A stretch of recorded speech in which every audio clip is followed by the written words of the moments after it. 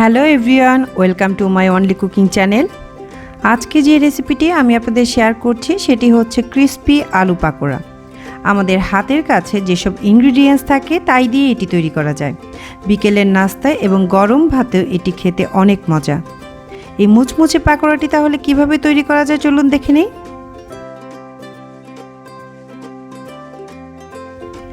এখানে আমি 4টি আলু গ্রেট করে নিয়েছি এবং সেটাকে 15 মিনিটের মতো ভিজিয়ে রেখেছি।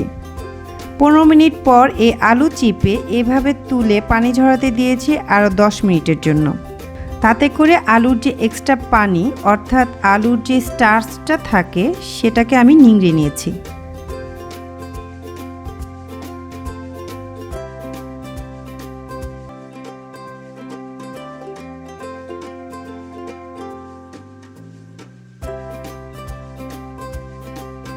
এখন আমি একটা বাটিতে আলু কুচিগুলো নিয়ে নিলাম।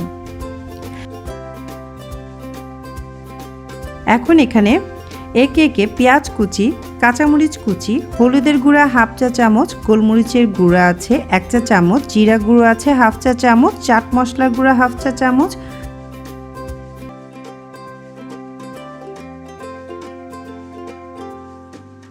এবং সেই সাথে একটি ডিম দিয়ে ভালো করে মেখে নিলাম।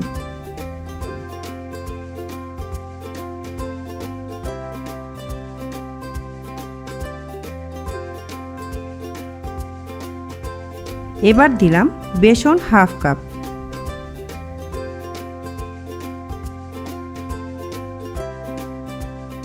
এখানে আমি স্বাদ মতো লবণ করেছি। আপনারা যথাসম্ভব লবণটা পরে ইউজ করবেন, কারণ লবণ যখন আপনি দিবেন তখন আলুটা অনেক নরম হয়ে পানি ছেড়ে দেবে, সেই ক্ষেত্রে পাকোড়াটি তেমন একটি ক্রিস্পি হবে না। দিয়ে দিলাম চালের গুঁড়া 2 টেবিল চামচ। আপনারা এখানে চালের গুঁড়া না থাকলে আপনারা কর্নফ্লাওয়ারও ইউজ করতে পারেন। এখানে চালের গুঁড়া বা কর্নফ্লাওয়ার ইউজ করলে সেই ক্ষেত্রে পাকোড়াটি আরও ক্রিস্পি হবে। এবার আমি চুলায় তেল গরম করে রেখেছি। এই গরম তেলে আমি এখন পাকোড়াগুলো ভাজবো। এই পাকোড়াগুলোকে পেঁয়াজু যেভাবে আমরা বানাই ঠিক সেভাবেই সেই শেপেই বানাতে হবে। নতুন করে আলাদা কোনো শেপ আনার কোনোই দরকার নেই। পেঁয়াজু যেরকম হয় ঠিক সেরকমই হবে দেখতে। এখানে আমি পেঁয়াজুর মতো করেই তাহলে ভেজে নিচ্ছি। এটা ভাজার সময় সবসময় আপনার মাথায় রাখবেন চুলার আঁচ কখনোই হাই করা যাবে না। বেশি আঁচে ভাজলে সেই ক্ষেত্রে আলুর ভেতরটা কাঁচা থেকে যাবে।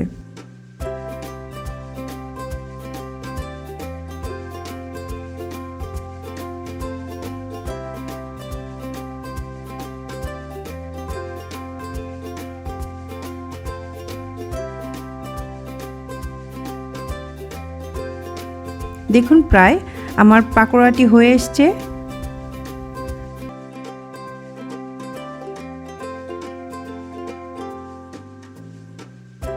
আমি এখন এটাকে একটি কিচেন টিস্যুতে তুলে নিলাম, দেন আমি এটাকে সার্ভ করব।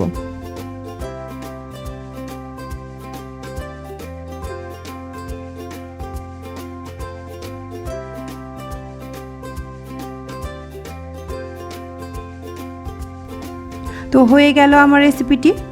আশা করি এই সহজ এবং মজার রেসিপিটি আপনাদের অনেক ভালো লাগবে।